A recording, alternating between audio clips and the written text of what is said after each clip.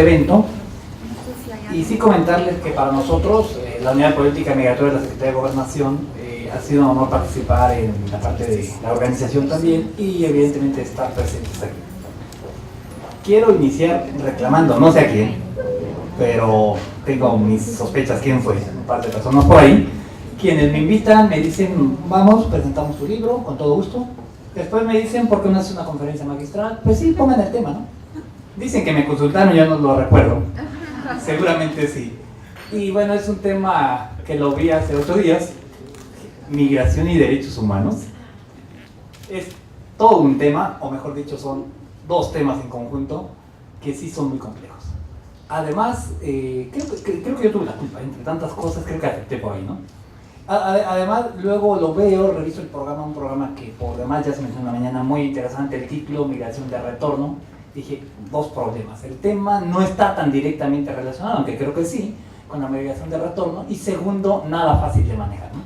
Bien, dicho lo anterior y antes de iniciar, también quisiera explicar de manera muy breve lo que es la Unidad de Política Migratoria, o justo cómo está estructurada dentro del gobierno federal, porque también eso lo hace complejo también mi posición como hablar aquí. Como ya lo mencionaban en la breve reseña, ¿no? Bueno, pues previo a esto estuve yo como director de investigación en el Centro de Estudios Migratorios del Instituto Nacional de Migración. Si bien era la autoridad que llevaba el tema migratorio en esos momentos, pues era mucho más fácil pararme en estos eventos y decir, bueno, pues soy un investigador que está dentro del gobierno y pues tírenle al gobierno que finalmente ellos son los que ejecutan y yo nada más investigo, ¿no? Hoy más o menos puedo decir lo mismo, pero con un tanto de mayor responsabilidad y no la quiero evadir. Porque es muy fácil decir en este momento tengo mi cachucha, porque también lo fui y sigo siendo investigador de la Universidad de Guadalajara, digo hoy soy investigador y hoy no soy funcionario. Pues sería muy fácil quitarme la cachucha y luego volverme a poner y así, ¿no? Sin embargo, creo que quiero buscar un equilibrio, decir, estoy como funcionario público y también desde un punto de vista crítico, o sea, las 2 cachuchas puestas al mismo tiempo. Así es como quisiera abordarlo y por eso es todo un reto. Bien. Entonces les comentaba, a partir del Centro de Estudios Migratorios, a finales del año pasado y se concretiza hasta el 16 de diciembre, se crea esta Unidad de Política Migratoria. ¿Cuál es el objetivo? Y esto no lo voy a abundar, pero sí quiero que esté muy claro el contexto. Voy a regresar sobre la Ley de Migración. Pues la Ley de Migración lo que hace muy claro, y los invito a que la revisen quienes no lo hayan hecho, está en internet, aparece de manera muy rápida por varios sitios. Bien, lo que hace la Ley de Migración primero es crear específicamente una ley para atender el tema migratorio, que antes estaba inmerso dentro de la Ley General de Población, tiene sus ventajas por supuesto, pero también algunas desventajas. Entonces teníamos desde 1974 una ley que no se había autorizado en materia migratoria. Esta ley del 74 venía incluso desde 1936 en toda la regulación migratoria de tal manera que se había prácticamente copiado la ley del 36, había otra en 46 de más. Y en el 74 lo que se puso muy claro, toda la planeación demográfica, ese fue el objetivo de la ley 74, pero la parte migratoria no la había casi tocado. Y estaba entonces una legislación no acorde a la actualidad. Entonces, primera gran ventaja de esa reforma de la ley, o de la creación de la nueva ley de migración, fue darle la prioridad y específicamente el tema de la migración como tal.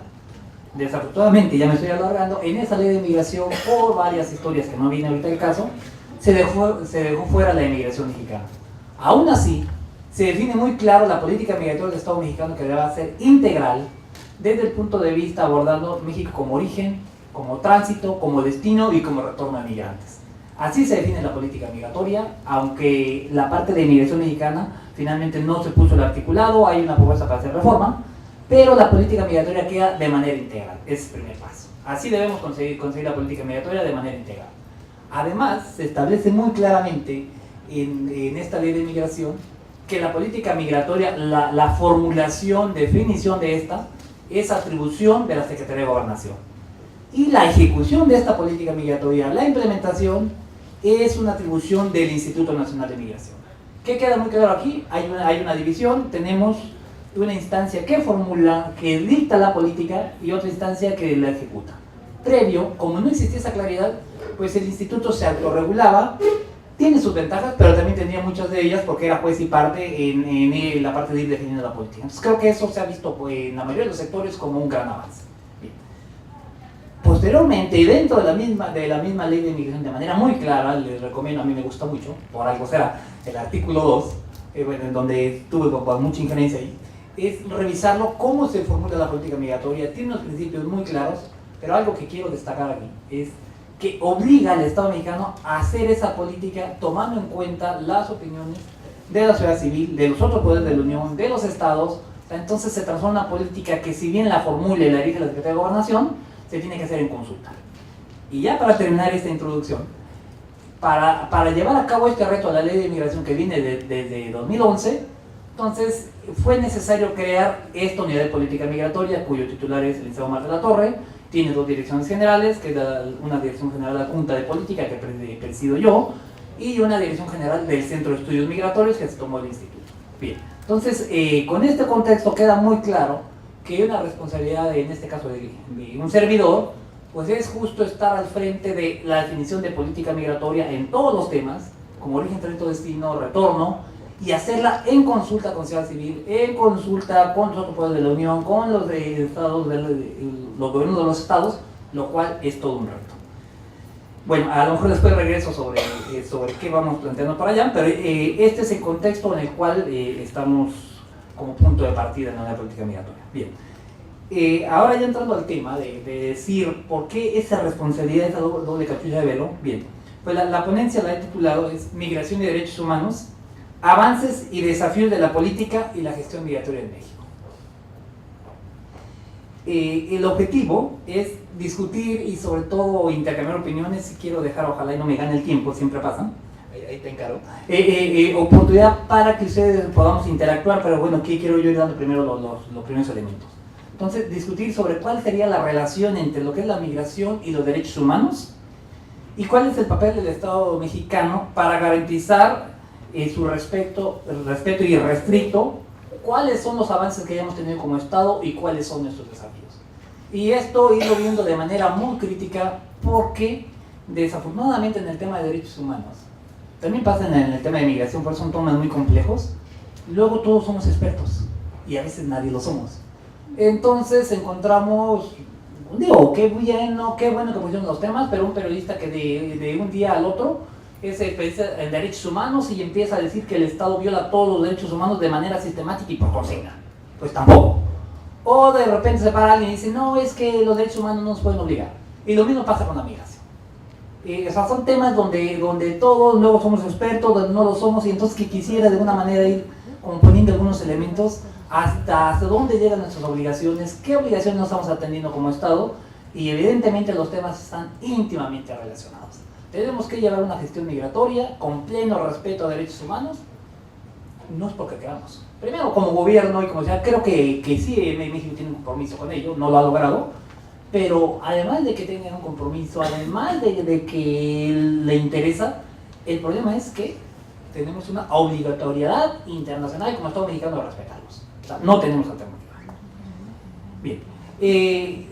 La presentación la haré en 4 grandes puntos. Primero, esta integración que ya comentaba entre migración y derechos humanos. Segundo, cuáles son los principales problemas de la migración y de la gestión migratoria en México, más como destino y como tránsito de migrantes. Tercero, algunos avances que tenemos en el tema de migración y derechos humanos y algunos desafíos. Entonces, regresando al primer tema de migración y derechos humanos, esa interrelación. Entonces, como les decía, el primer tema es la obligatoriedad de respetar los derechos humanos. ¿Por qué?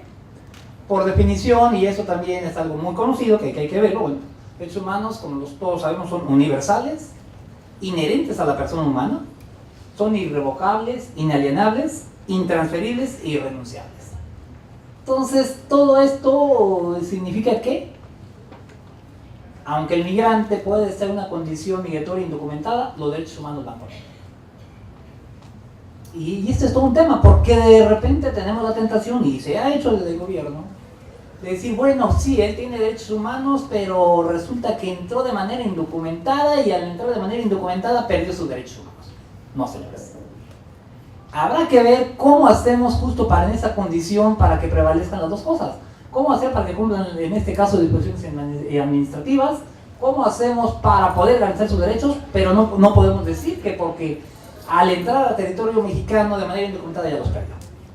O sea, son irrenunciables, intransmisibles, inalienables, etc., ¿no? Bien. Además, los derechos humanos son protegidos por órganos que vigilan y cooperan para el cumplimiento de obligaciones y compromisos aceptados por los estados que son parte de estas convenciones. Y México es parte de varias convenciones que el derecho internacional de derechos humanos por lo tanto está obligado a cumplir. Por una parte, esto primero que les decía, bueno, es obligatoriedad, no hay más. Segundo elemento también como idea, los derechos humanos implican de alguna manera un acto de voluntad del Estado. ¿Qué significa? El derecho internacional tiene como principal objetivo proteger a la persona humana de los actos que con abuso de poder cometa el gobierno de su Estado. Es decir, y en una primera instancia, y a veces, y eso lo quiero enfatizar mucho, pues pareciera que entonces, y está ahí la discusión, repito otra vez, tiene como objetivo proteger a la persona humana de los actos que con abuso del poder comete el gobierno de su Estado. Esto significaría entonces que el único que viola derechos humanos es el Estado, en un acto de voluntad y hacerlo porque justo estos lineamientos están protegiendo a la persona humana de abusos de autoridad del Estado. Por consiguiente, se entiende que existe una voluntad explícita del Estado, tanto para violar derechos humanos, decir, bueno, pues no voy a respetar los derechos de esta persona, hay una voluntad para hacerlo, o una voluntad para no hacerla. Y con esto podría lograrse entonces, estos sistemas de protección o no protección de la persona humana tendrían que ser algo deliberado del Estado. Si nos quedáramos con eso, entonces diríamos, y sería mucho más fácil para el Estado decir, bueno, mientras yo, Estado mexicano, o algunas de mis autoridades no estén violando derechos humanos, pues creo que ya cumplí. Y nos preguntamos en esta primera parte, ¿qué pasa con los que se caen del tren? ¿Se está violando los derechos humanos? Bueno, el Estado o uno de las personas del Estado no fue y los tumbó del tren. Entonces, tal vez no. ¿O qué pasa con las víctimas de secuestro de migrantes, con los asesinatos de migrantes? ¿Se están violando derechos humanos? Si nos atenemos a la definición anterior, y que es el principio básico, que es un acto deliberado del Estado para atropellar los derechos de las personas, pues no lo estaríamos haciendo. Y ahí podría terminar la historia. Y créanme que el debate, y no lo voy a desarrollar aquí o a terminarlo, sí es muy interesante, porque de esto dependerán las acciones que vayamos tomando posteriormente. Sin embargo, tenemos la caída del tren. ¿Qué pasa cuando una persona que no es migrante, que está en una obra, con un albañil construyendo, se cae de un andamio? ¿Se violaron sus derechos humanos? No lo sé, yo me pregunto, ¿no? Pero la caída no es tan diferente de la caída del tren. Entonces las respuestas no están tan sencillas, y bueno, y avanzo. Bien. Pero también en esa parte, y después en la medida que ha ido avanzando el debate y las comisiones internacionales, pues también tenemos que la historia no termina nada más en un acto de voluntad y una acción del Estado, o acción o inacción del Estado, sino que también se habla a veces, por llamarlo de manera sencilla, o tal vez un acto como de omisión, por ejemplo. Entonces, varios de los principios del derecho internacional sobre derechos humanos apuntan a la necesidad de que los propios estados y sus órganos internos cumplan las funciones de, y ahí es muy importante, de promoción, protección y garantía de derechos fundamentales de la persona humana. De manera que es obligación del Estado conformar ordenamientos necesarios y verificar que sus agentes actúen de acuerdo con los parámetros de legalidad, además de tutelar que sean respetados por toda la sociedad en su conjunto. Entonces, con esta extensión, probablemente las respuestas a las preguntas anteriores, o no probablemente, las respuestas a las preguntas anteriores deben cambiar. Es decir, no solamente limitar a que si el Estado es quien viola o no viola derechos humanos, el Estado o sus instituciones o sus funcionarios, ¿no? Sino que también debe ver que la sociedad en su conjunto respete los derechos humanos. Esto evidentemente en un ámbito de un marco de legalidad o de normas. Y entonces regresamos al caso de quienes sufren una caída del tren o quienes son víctimas del secuestro. Evidentemente, a no ser que lo haya hecho el propio Estado, pero si es por terceras personas, evidentemente el Estado no está violando los derechos humanos con un acto de voluntad. Sin embargo, sí está obligado a generar un mecanismo para protegerlos. Y lo mismo pudiera pasar a lo mejor en el caso del peón que se cayó de la obra. si en ese momento no se tenían las condiciones necesarias para garantizar que tuvieran una condición de seguridad, probablemente también hubiera una violación de derechos humanos, aunque en esos casos no se han abundado. Y por eso me pregunta, ¿por qué siempre que pasa algo con migrantes inmediatamente pensamos en que se violan derechos humanos y no otros actos que están ocurriendo normalmente? Bien, pues creo que una de las razones, y no tengo la respuesta, tengo, entre más avanzo, más preguntas, y se me empiezan a ocurrir más, pues creo que una de las respuestas es que estamos hablando de condiciones de vulnerabilidad muy diferentes. En el caso de la migración, y justo lo que decía al inicio, el tema de que son indocumentados, por eso pierden su condición de derechos humanos, creo que termina siendo al revés.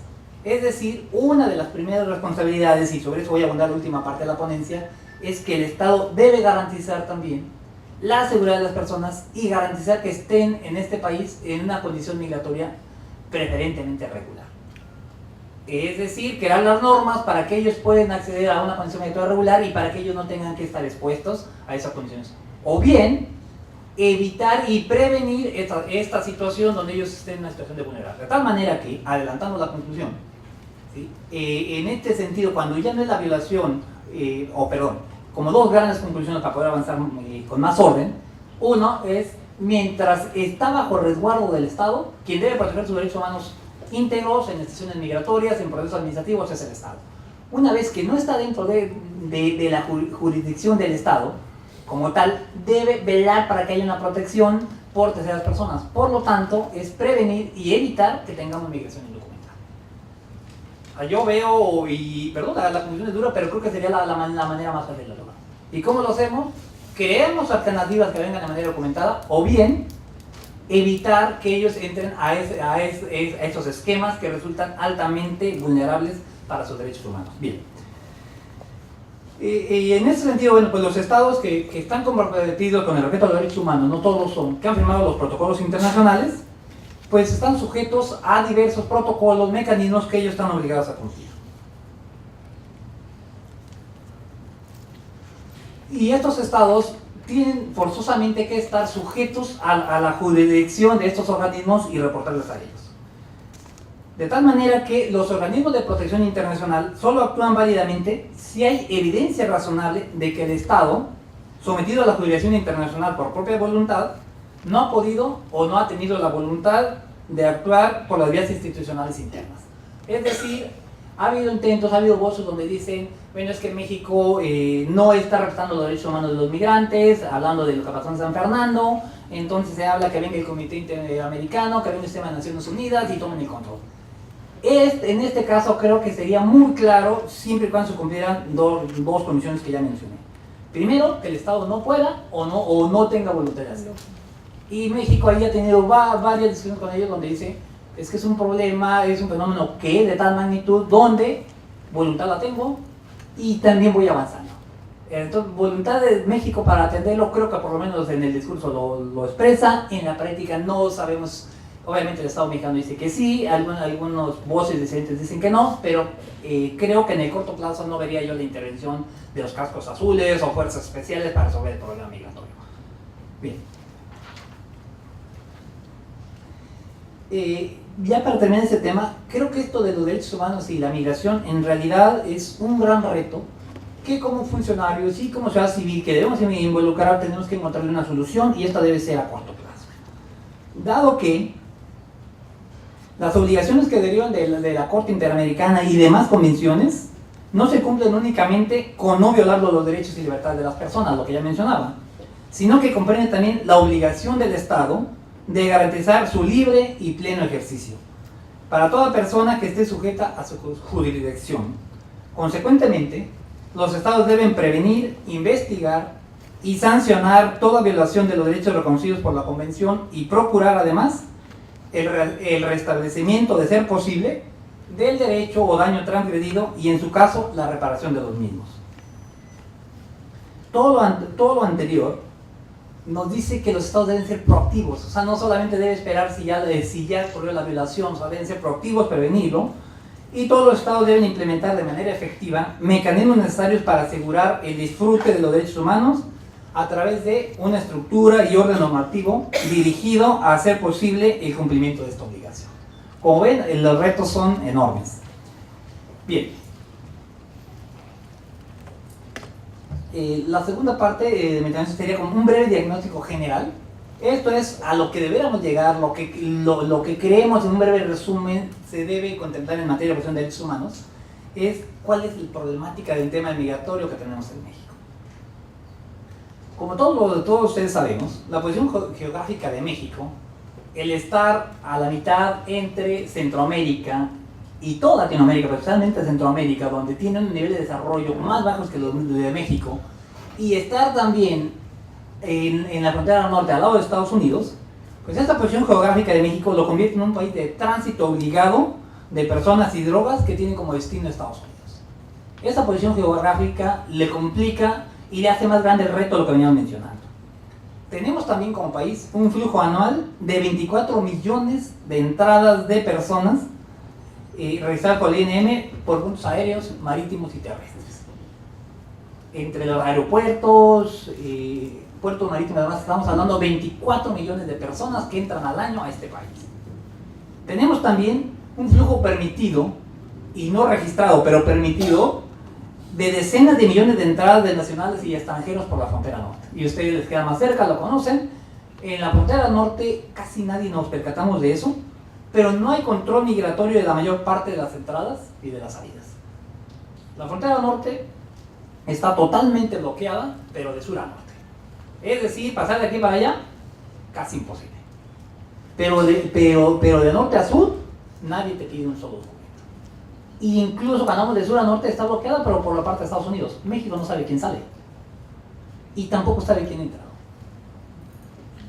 Y evidentemente, al no tener ese conocimiento, imaginen cómo podemos cumplir todo lo que ya mencionaba previamente, puesto que puede ser que un violador de derechos humanos se nos vaya sin tener nosotros el dato. Y entonces, si lo comparamos a la frontera sur, tenemos un problema similar. Bueno, ahorita regreso al sur. No existe control migratorio de salidas por parte del INM en los aeropuertos más importantes del país, solo en algunos pequeños aeropuertos. Ustedes se han fijado, llegan en un vuelo internacional y tienen que pasar por los filtros de migración. Pero cuando salimos, no. Nos pide el pasaporte, nos pide la aerolínea y le manda la información al instituto, pero el Estado mexicano como tal no verifica la salida. No sabemos quién sale. Sí. Y aún la entrada, a lo mejor nosotros no nos hemos percatado mucho, o por lo menos yo no lo hacía hasta ahora que ando en estos temas, pues llego, sí, me piden mi pasaporte, me revisan y lo mismo hacen los extranjeros, pero no tenemos un control biométrico. En cambio, si comparamos cuando vamos a Estados Unidos, además de pedir tu pasaporte, te hacen huellas dactilares, demás, entonces esa seguridad tampoco la tenemos. Y no es que yo quiera poner en oposición la seguridad de los derechos humanos, no, tienen que estar ambas. Pero el no tener control migratorio, el no tener seguridad de quién entra, quién sale, hace mucho más complicado el cumplimiento de derechos humanos, porque como ya lo mencionaba, o sea, no solo es si el Estado viola o no viola derechos humanos, deja de hacer, sino que también protege de eventuales violaciones a los derechos humanos. Y para eso tienes que tener por lo menos conocimiento, información, identidad de la persona que está entrando o que está saliendo del país.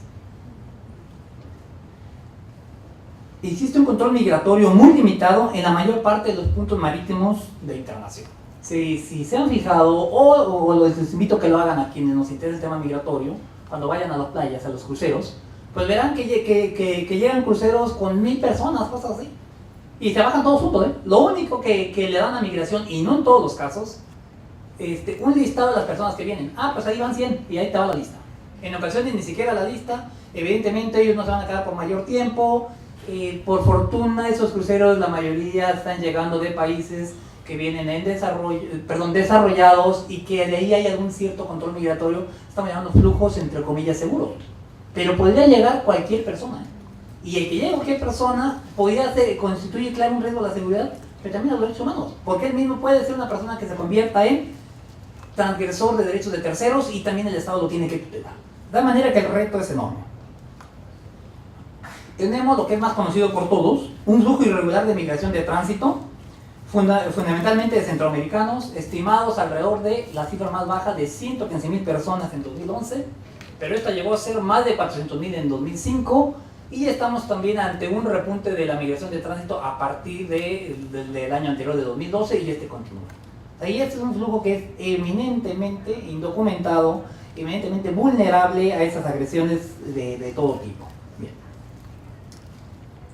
Tenemos en la frontera sur que no existe control migratorio o presencia alguna de la autoridad en la mayor parte de la línea fronteriza. Tenemos 11 puntos de internación con alrededor de 5 o 6 agentes, a veces 2, en cada punto de internación para cuidar toda la frontera sur, que mide más de 1100 kilómetros. 11 puntos no es nada. Además, lo han visto en la televisión, con eso de que todos somos especialistas, pasamos el dato, y qué bueno que se conozca, pues tenemos el puente fronterizo y al lado, en el río Suchiate, pasando por tirolesa, pasando a través de las llantas, y la autoridad migratoria no está haciendo nada, y no está haciendo nada hasta el día de hoy, porque justo la política ha sido esa. ¿Sí? La política es decir, bueno, pues vamos a permitir la vida transfronteriza, y en esa idea de permitir la vida transfronteriza, que es muy importante en el sur de México por la dinámica que hay entre México y Guatemala, pues entonces no hagas nada. Y ese no hacer nada, no sé si es peor que hacer algo. Bien. Se realiza un control migratorio, en contrario de esto, escalonado a lo largo de todo el territorio nacional, lo que se ha llamado como esa frontera vertical. Y es un actual que viene ya de tiempo, de años. Ahorita voy a hablar obviamente de cómo este paradigma debe cambiar, pero esta inercia sí viene. Entonces decimos, bueno, pues como muchos de ellos vienen ahí a Tapachula de compras y de Tapachula van hacia allá, pues el que quiere documentarse que lo haga, y el que no, pues que pase por el río. Pero luego entonces, una vez que después de 20 kilómetros, 30 kilómetros, empezamos a hacer un control escalonado a lo largo de todo el territorio nacional, y con eso hacemos que los migrantes sean más expuestos, más vulnerables, porque en la medida que ellos van tratando de ocultarse, volverse invisibles a la autoridad migratoria, se hacen más expuestos para las redes de tráfico de personas. Y esa es la política que existe hasta ahorita, y así lo sabemos.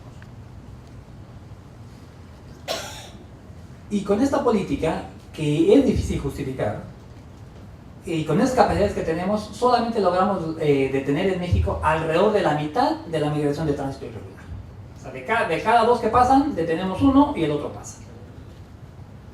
Y entonces, ¿cómo vamos a cumplir, cómo vamos a proteger sus derechos humanos? Lo que pasó en San Fernando, todo el mundo lo dijo. Si no hubieran entrado, pues no los hubieran secuestrado, eso.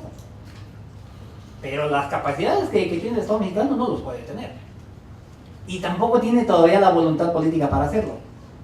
Y además tampoco estoy seguro de si toda la sociedad estuviéramos a favor de que los detuviéramos, porque entonces decimos, bueno, y el derecho a la libre movilidad, y la solidaridad con Centroamérica, bueno, de tal manera que el problema está complejo.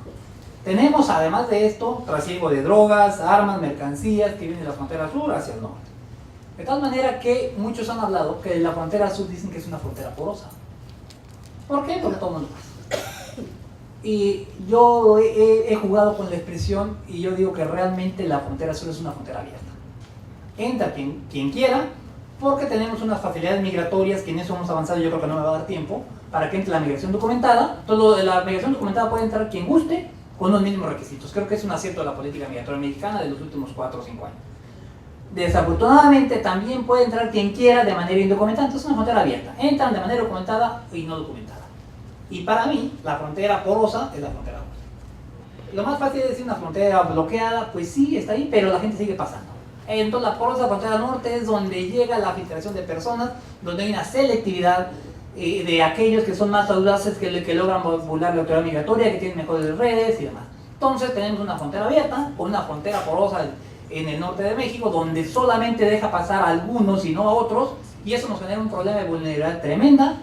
Y en el medio está la autoridad migratoria, que debe hacer algo. Y la autoridad migratoria, que a veces es parte de la violación de derechos humanos, a veces extorsiona, a veces secuestra, y todo lo que queramos nosotros seguir diciendo, pero también tiene la otra parte, lo que decíamos, debe tutelar porque terceras personas no violen los derechos humanos de los migrantes, y eso es lo que los hace diferentes al que no es migrante, porque el que no es migrante, bueno, pues de alguna manera por lo menos no tiene la condición de indocumentación que sí tienen ellos.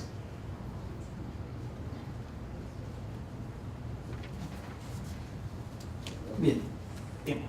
5 minutos, ¿no? Digo, 10 minutos. Oh, caray, no, sí, bueno. Entonces, algunas alternativas para evitar que sean violados los derechos humanos de manera clara y desde un punto de vista migratorio que ya ha hecho la ley. Bueno, primero, entonces, dentro de los avances, tenemos una ley de migración que ya explicaba al inicio, poniendo como contexto, y esas alternativas, primero, se crea la ley de migración, se reconocen los derechos, y es muy interesante cómo el principal sujeto y que donde son mexicanos se puede documentar y se le ha acusado que ha violado derechos humanos es justo en estaciones migratorias. Es decir, cuando los migrantes ya están bajo la responsabilidad del Estado. Y la ley de migración, creo por lo menos 4 alternativas muy interesantes donde creemos que es un avance en sentido correcto. Primero, existe una alternativa para la regulación de extranjeros y no limitada a programas específicos. Desde el año 2000 a la fecha, sí, el gobierno de México venía implementando sendos programas de regularización para las personas que ya vivían en el país, que tenían familiares, que tenían trabajo, que podían demostrar una estancia ya arraigada en el país. La ley, había programas para regularización. Ahora es una regularización continua. Esta amnistía que se está pidiendo en Estados Unidos, que se dio en 86 y que no sabemos si vaya a llegar y que ahorita no sería el tema, México ya la ley lo tiene de manera continua. La tiene de manera continua para los que residen y lo tiene de manera continua para aquellos que llegan a estaciones migratorias. Si una persona cae en una estación migratoria, tiene derecho a regularizarse, evidentemente cumpliendo algunos requisitos. Tiene uno de los principios de la ley, que son 12, que decía el artículo 2, que es muy interesante revisar, que le llama el principio de los derechos adquiridos. ¿Esto qué significa? Si una persona, después con el paso del tiempo, logró estar de manera indocumentada, él tiene ya un derecho a residencia, tiene familia, es un derecho a residencia, tiene hijos mexicanos, el hijo puede regularizar al padre, cosa que no existe, por ejemplo, en Estados Unidos. Son de grandes avances esa política de regularización como alternativa y que te va a permitir más fácil atender las violaciones de derechos humanos. Tiene también alternativas para el retorno asistido sin penalización al migrante. O sea, si el migrante decide por sí mismo repatriarse, no hay una penalización para futuros ingresos o para darle una eventual visa de cualquier naturaleza posteriormente. Otro punto interesante, que maneja la alternativa de custodia por parte del cónsul de su país de origen o por parte de la sociedad civil. Esto significa que una persona que es detenida en una situación migratoria puede darse en custodia a un tercero. Y eso es como una alternativa. La detención, por supuesto, que falta desarrollar todas estas opciones. Luego, esta persona que una vez que cumple su tiempo de arraigo, máximo 15 días, para algunos es mucho, y que no logra ser repatriado, por ejemplo, algunos vienen desde África, por ejemplo, y que no puede tener contacto con su país de origen, entonces a los 15 días tiene que salir de la acción migratoria. Pero no solo lo deja salir como lo decías antes, le llamaban un oficio de salida para que fuera evidentemente a Estados Unidos, ¿no? Llegaban ellos y no hablan español, pero sí decían oficio de salida. Llegaban, estaban un mes y al mes le dabas su oficio y le podía seguir porque no lo podía repatriar. Ahora no, ahora le das una condición regular, incluso le das permiso para trabajar, porque sabes que no lo puedes regresar y sabes que se puede insertar. Creo que son de las grandes ventajas que se han incluido en la ley de migración y que nos permite hablar como de un avance en el sentido que estamos buscando. Bien, déjenme ver. Bien, bueno, algunos de los avances.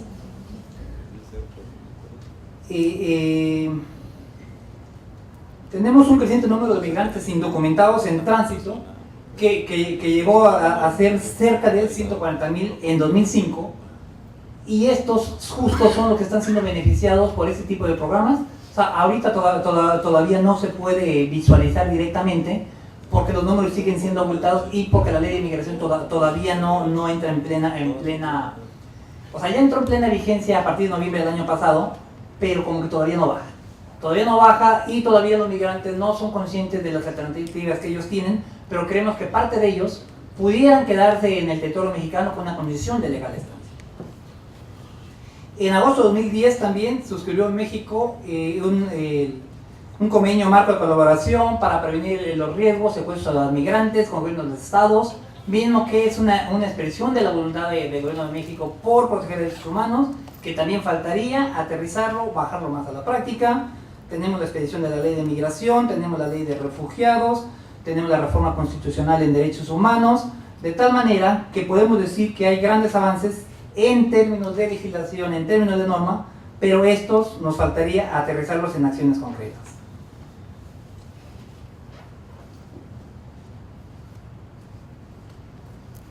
Finalmente, para terminar, tendría la coordinación de esfuerzos interinstitucionales para garantizar la protección de derechos humanos de migrantes. No ha sido todavía tan importante, puesto que nosotros como entidades que atendemos fenómenos migratorios somos el primer instancia con mayor número de atribuciones, es el Instituto Nacional de Migración, pero por ley el Instituto Nacional de Migración atiende a la migración de origen, perdón, a la migración que viene de tránsito por México o la migración que tiene como destino México. Pero nos falta atender temas de la emigración mexicana, temas del retorno, y esto lo que, como visión estratégica, como lo hemos intentado atender, es a través de un programa nacional de migración que por primera vez fue insertado en el Plan Nacional de Desarrollo que acaba de salir hace un par de semanas, anunciado públicamente, y este Plan Nacional de Desarrollo contempla la elaboración de un programa nacional de migración, el cual debe hacerse en estrecha colaboración con todos los sectores, con todas las opiniones de la sociedad civil, y a partir del cual tendrán que derivar acciones concretas para atender a todos los migrantes que pudieran ser repatriados. Bien. Por último, el último punto, ¿cuáles serían las alternativas que queremos? Y esto me lleva como un par de minutos básicamente. Tendríamos dos objetivos generales que debemos seguir. Primero, como Estado, y eso se debe tener en un programa nacional de migración con cooperación de todas las instancias, tenemos que reformular la gestión migratoria. Tiene que haber una reformulación profunda de la gestión migratoria en México, cuyo objetivo fundamental sea instrumentar un conjunto de medidas que permitan en el corto y mediano plazo depurar y reestructurar al Instituto Nacional de Migración, por ejemplo, pero que también podamos nosotros mejorar la protección de los derechos de los migrantes, la seguridad en el territorio nacional, así como hacer más eficaz la prestación de los servicios migratorios. Y esto de la depuración del instituto aunque todavía no se ha hecho público, o no todos lo conocen, pero el pasado 17 de diciembre, el presidente de la República anunció que en el marco de la segunda reunión de Seguridad Nacional, la depuración y gestión del Instituto Nacional de Migración sería uno de los objetivos de su gobierno. Entonces necesitamos depurar, transformar esas instituciones que llevan la migración para evitar los constantes señalamientos de corrupción, abusos, violación a derechos de los migrantes, evitar la colusión que tienen algunos entes migratorios donde el gobierno es parte del conflicto o de la violación de derechos humanos. Creo que parte del problema de violación de derechos humanos, como decía hace un momento, por acción, está dentro del Estado. Pero el segundo gran reto es, una vez que depura las instituciones, especialmente el Instituto Nacional de Migración, que está involucrado con esta mayor número de violación de derechos humanos, sobre todo cuando están dentro de situaciones migratorias, el segundo gran reto es reformular la política migratoria en cuanto a México como tránsito y como destino de migrantes. Es decir, queremos o pensamos que todavía debemos tener una política de contención de migrantes como objetivo prioritario, o pensamos que podemos hacer una política de regularización. En lo personal creo, y eso ya lo anunciaba al inicio, reformular esa política de control migratorio, esas cifras que les mencionaba, 24 millones de turistas que llegan al año por todos los días que tienen, la migración de tránsito, la entrada, la salida, creo que se debe reformular la política migratoria para lograr tener un verdadero control migratorio. Y este verdadero control migratorio tenemos que jugar la disyuntiva. Permitimos que los migrantes entren al territorio nacional y el Estado dice, me limito a no violar sus derechos, pero eso significa dejarlos, ¿sí?, a expensas de las bandas de tráfico de migrantes, del crimen organizado, polleros. Queremos nosotros, y es como pregunta, justo en ese objetivo de proteger a sus derechos humanos, sus violaciones, tenemos que tener un mayor control migratorio y una facilitación migratoria. ¿Qué significa esto? La mejor manera de proteger a los migrantes, y regreso al ejemplo de aquellos que se caen del tren, la mejor manera de protegerlos, es justo evitar que ellos entren al territorio nacional de manera indocumentada. Vamos dando facilidades para que entren de manera documentada. Ya tenemos, la ley contempla varias formas de trabajar a aquellos que quieran en el sur de México de manera temporal. Incluso se podría extender hasta algunos otros estados, de tal manera que quien quiera trabajar a México lo haga de manera regular. Si nosotros pensamos qué pasa en las fincas cafetaleras del Soconusco, donde hay migración indocumentada, que por eso se violan sus derechos laborales y no se respetan sus derechos de una pensión, de salud, de educación, creo que un problema es la indocumentación.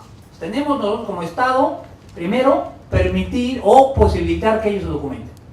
Pero aquellos que no tienen como destino México y que además trabajan de manera regional y no tienen una visa para pasar a Estados Unidos, creo que lo que se debe proceder para evitar violaciones de terceras personas, que también es responsable del Estado, proteger que otras personas no abusen de una población vulnerable, creo que también tendríamos entonces, la alternativa es tener mayor control migratorio en la frontera sur y en los demás puntos, también en el aeropuerto, además, para saber exactamente quién está entrando, cómo lo está haciendo, y de esa manera poder proteger los derechos humanos.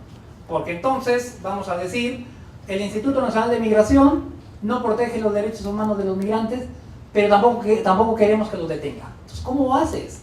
¿Cómo haces para garantizar la seguridad del migrante indocumentado que viene expuesto a todos los peligros que están? Sencillo. Abrimos opciones de documentación y si no, hacemos una política de contención. Esto sé que para los activistas y para la sociedad civil es algo muy complicado, pero la alternativa sería no hacer nada, decir, bueno, pues sigo como hoy, los dejo que entren en la frontera sur sin problema, no tenemos un control migratorio, todo el mundo pasa ahí, voy cazando a lo largo del territorio nacional algunos, todos los policías los extorsionan, yo no hago nada, pero pues los dejo pasar, y soy un país, México, que no está sujeto a los de Estados Unidos y por eso no hago un control migratorio fuerte. No, señores. Tenemos que asumir nuestra responsabilidad, la geografía nos puso a la mitad, tenemos que tener un buen control migratorio, justo en la misma protección de la persona humana, en este caso los migrantes. Bueno, muchas gracias.